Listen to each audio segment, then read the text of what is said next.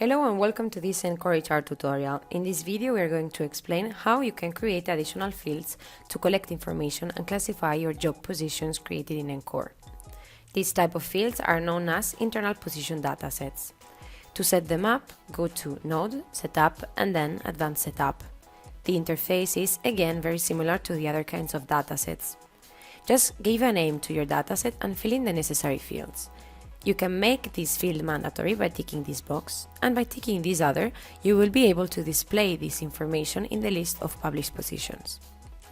To use the dataset that you have created, you have two options. You can either fix this internal position dataset for all your future positions so that it always appears during the first step of the position creation. Otherwise, you can use this internal position dataset for a specific position.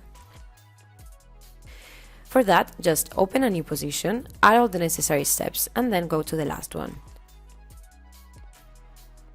Here, from Advanced Setup, you can select your internal position datasets. And now, go back to the first step and fill it in. This is how you can use your internal position datasets.